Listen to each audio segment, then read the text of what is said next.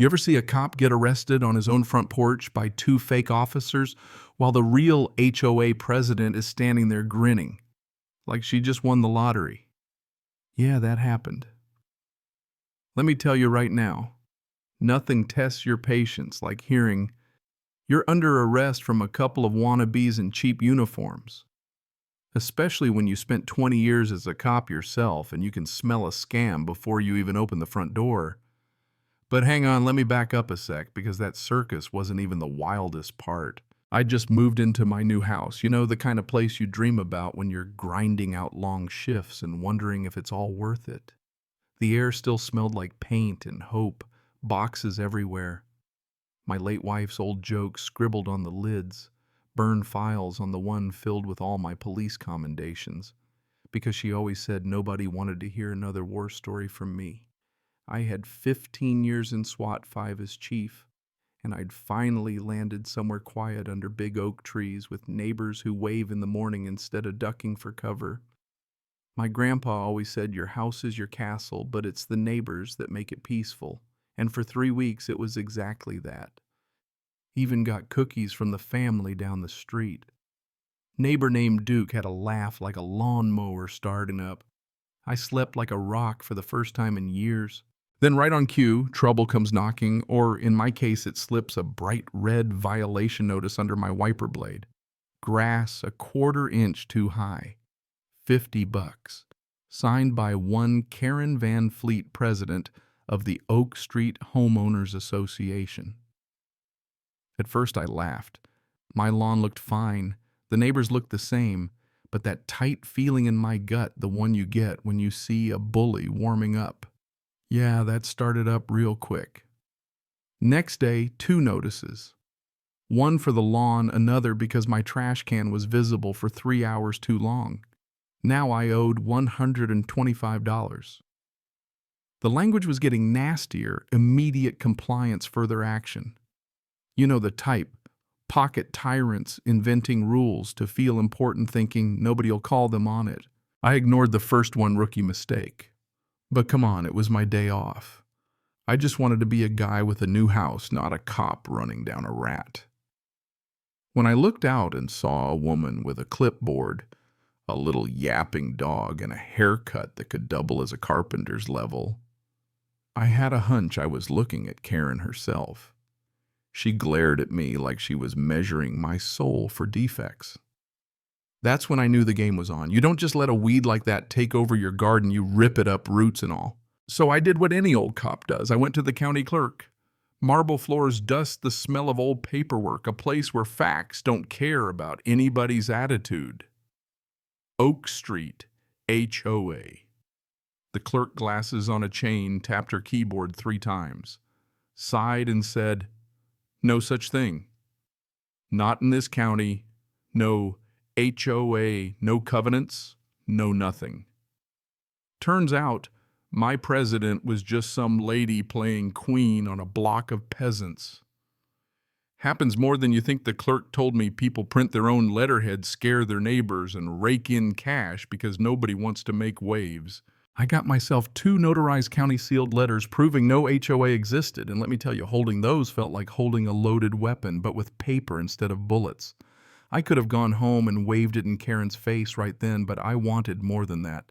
I wanted her and her cronies caught red-handed. You don't scare a wolf away from the sheep, you cage it.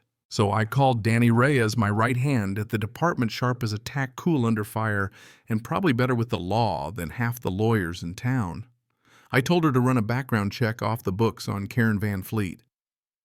Meanwhile, I rigged my house like a SWAT van, hidden cameras, a high-def button mic swapped onto my shirt, and a panic ring that could send a live feed straight to Danny and summon Boone, my biggest, most unflappable patrol officer, at the tap of a finger. I kept it simple with the neighbors. If you see any commotion, just film from your window. Duke was thrilled. The young family was scared, exactly the kind of people Karen counted on. The trap was set. Now I just had to wait. Sure enough, the next morning, a black SUV with fake police plates rolls up. 2 guys get out dressed like mall cops, playing Halloween, wrong badges, wrong numbers, everything shiny, but nothing right. Karen stands back, smug clipboard in hand. They bang on my door, holding a fake warrant signed by a judge who retired 5 years ago. Criminal defiance of community bylaws. Not a thing. I play along neutral compliant, all for the cameras. They cuff me badly, by the way, haul me down the sidewalk in front of every neighbor, Karen crowing about lawbreakers. I catch Duke filming his leaf blower in hand, and even the nervous family next door has their phone out. Inside the SUV, it reeks of desperation and cheap air freshener. The two goons try to play tough. I just go quiet sometimes. The best weapon you've got is silence. As we drive, I manage to slap a GPS tracker under the bumper. My team back at the station, led by Danny, is already watching the dot move across the map. The goons take me to an industrial park thinking they're about to scare me into submission. What they don't know is I've got a haptic receiver in my shoe. A little buzz means it's go time. My team boxes them in with 3 vehicles, tactical vests under plain clothes. In 2 seconds flat, the whole crew's surrounded, real guns, real cops, and real charges. The fake officers freeze hands on the dash. I get cut loose, step out, and the tough guys are reduced to puddles. One even starts crying. Turns out they've got a trunk full of red violation notices, fake badges, a real gun with the serial number filed off, and a binder of addresses and cash. Over $5,000, each bundle labeled with the victim's name. Racketeering, extortion, conspiracy. We're talking real time now, not just a slap on the wrist. And in the glove compartment, a burner phone loaded with texts from Karen as the trash taken out, right? Trash, that's me, I guess. With warrants in hand, we raid Karen's storage unit. She's got a whole office set up for printing. Fake notices, filing cabinets stuffed with files. On every house she targeted records of who paid up and who caved. There are even other neighborhoods. Turns out she's running a citywide scam under multiple shell companies, and they're plain as day. We find notes on how she chose her victims, the elderly new residents, the ones less likely to fight back. Absolutely disgusting. With everything in place, we move in on Karen's board meeting.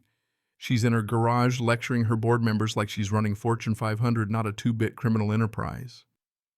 We hit the garage fast, no chance for her to run.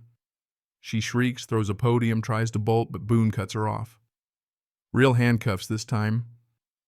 I read her the charges: extortion, conspiracy, forgery, racketeering. She spits threats about lawsuits. I just tell her, tell it to the judge. As we load her in the patrol car, the street is lit up blue and red, neighbors pouring out to watch the show. Duke waves. Kids are laughing. For the first time in weeks, the block feels light again. A month later, the case is airtight. Karen's looking at 15 years federal ban from any HOA for life. Her goons pled out.